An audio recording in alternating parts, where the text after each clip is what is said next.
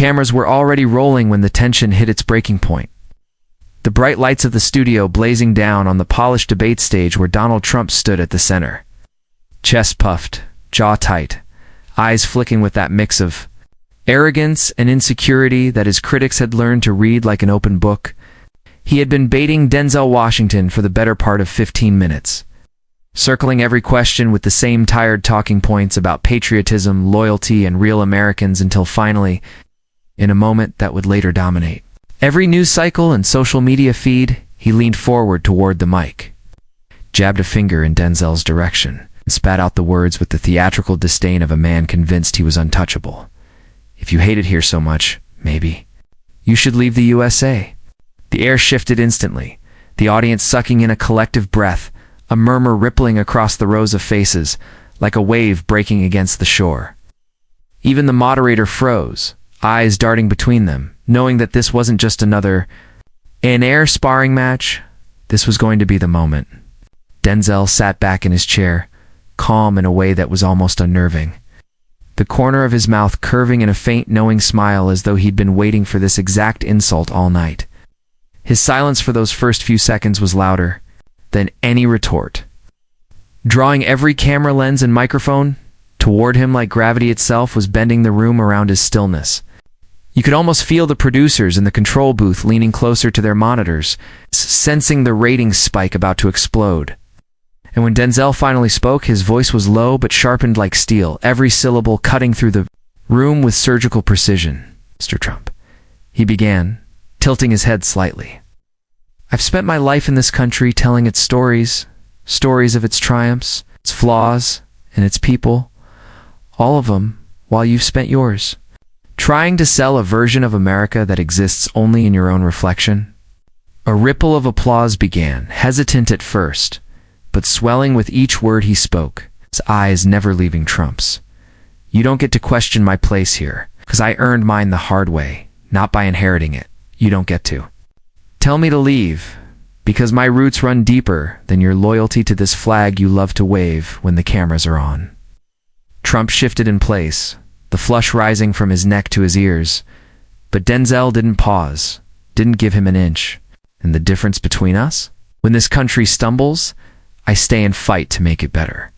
You turn your back, or worse, you cash in." The crowd erupted, the force of their reaction breaking through the tense air. And in those 9 seconds, the balance of the room had changed completely. Trump's face tightened into a mask of irritation, his hands gripping the edges of his podium like he could anchor himself against the tide. But it was too late. The moment had landed, and every person watching in that studio, at home and across the world, knew they had just witnessed a public undressing that even he couldn't spin his way out of. Trump tried to force a smirk. It's the kind he used when he wanted to appear unbothered, but his eyes betrayed him, darting from the audience to the moderator to the camera's red light like he was looking for an escape hatch. The moderator cleared her throat, probably hoping to steer the conversation back to safer waters. But Denzel wasn't finished, and the crowd wasn't ready to let it go. The applause had shifted into shouts, a few voices rising above the rest. "Tell him, Denzel, that's right." While others jeered at Trump's attempt to stand his ground, it wasn't just noise. It was a surge of public energy, raw and electric, the kind that swallows a room whole. Trump straightened. His tie leaned toward his microphone again and fired back with something meant to sting. "You know what your problem is, Denzel? You think just because you've made some movies, you're some kind of authority on America. You're just an actor." The words landed flat, and the awkward pause that followed told the story. They weren't an attack. They were a retreat. Denzel's laugh was quiet, almost disbelieving, like he'd just heard a child try to insult an adult with something they didn't even understand. He leaned forward now, his voice carrying more weight, his tone like a teacher delivering a lesson. To a student who had slept through the whole semester, "I'm an actor. Yes. I've stepped into the lives of soldiers, lawyers, fathers, and leaders, and I've spent my career studying what makes people stand, what makes them fall, and what makes them lie to themselves. But this," he gestured around the stage, to the lights, the cameras, and finally, to Trump himself. "This is the worst role I've ever seen played. And the sad thing? You believe your own performance? Oh. The audience roared again, but this time it wasn't just for the burn. It was for the clarity. Trump opened his mouth, but the sound was swallowed by the wave of cheers and applause that poured over him like a tidal surge. Somewhere in the back of the studio, a producer waved frantically at a crew member, perhaps debating whether to cut. Too commercial, but that would have been admitting Trump had lost control. Denzel's face never shifted from that calm, unshaken demeanor, the kind of composure you only get when you know the truth is on your side. And in that moment, Trump's frustration turned visible. His words became shorter, sharper. His hands began to gesture wildly, like he could claw his way back into dominance through sheer movement. But every time he spoke, the crowd's reaction reminded him that the damage was already done. Denzel hadn't just answered his insult, he'd dismantled the foundation it stood on. In the space of a few minutes, Trump went from aggressor to man on the defensive. And no matter how many times he tried to talk over Denzel, the shift in the room had become irreversible. The cameras caught it all. The flush of his cheeks, the tightening of his jaw, the faint sheen of sweat beginning to form under the harsh lights.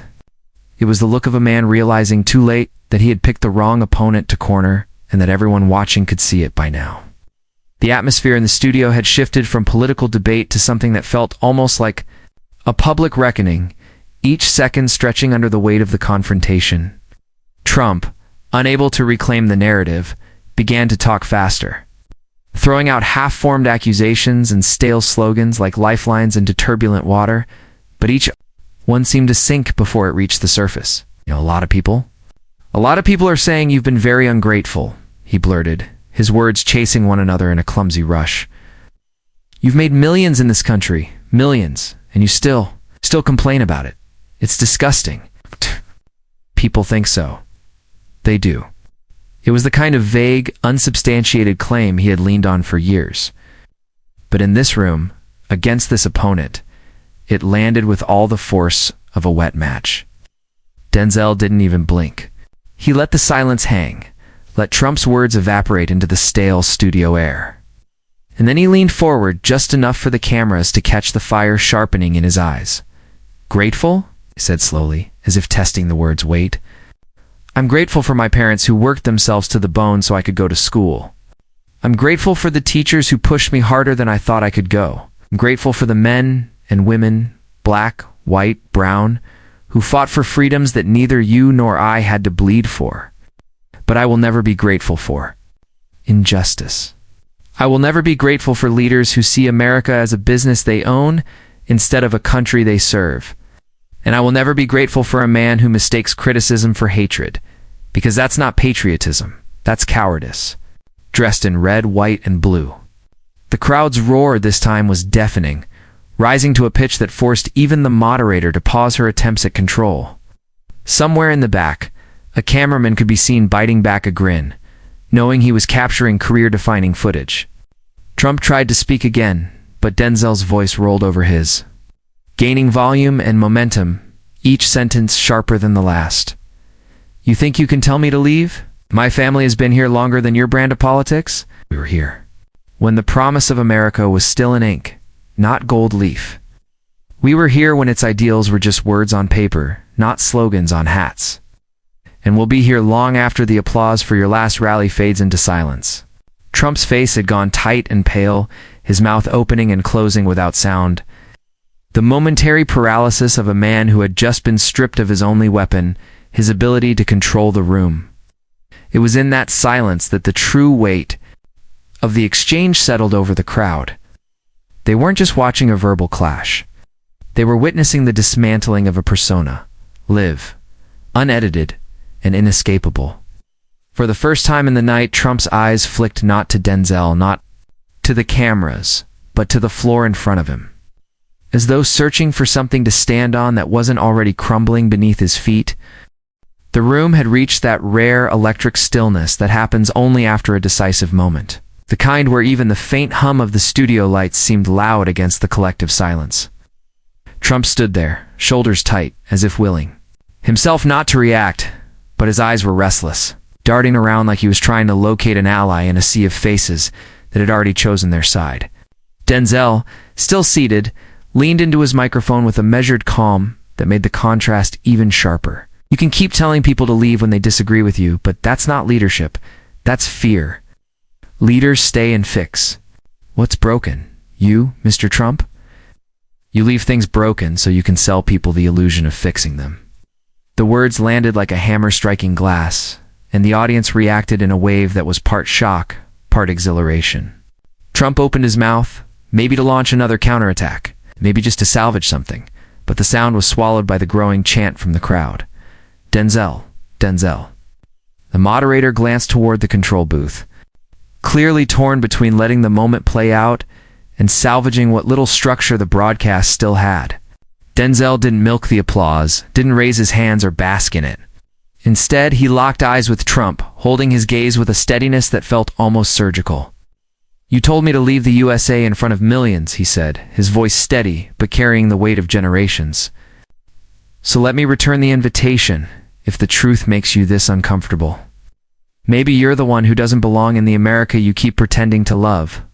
It was the kind of line that didn't just sting in the moment, it had staying power, the sort of quote that would live in headlines, memes, and late-night monologues for weeks to come.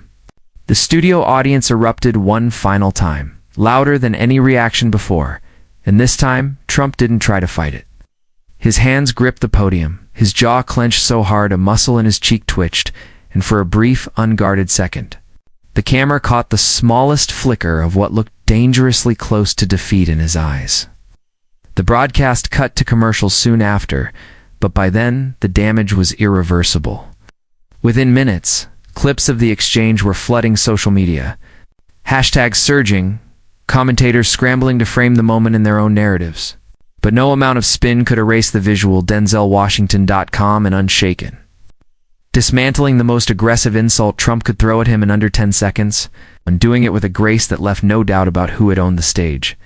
By the time the cameras went off, Trump had already retreated toward the wings, muttering to aides, while Denzel stood quietly, shaking hands with audience members who reached for him as though he had just given voice to something they had been waiting years to hear.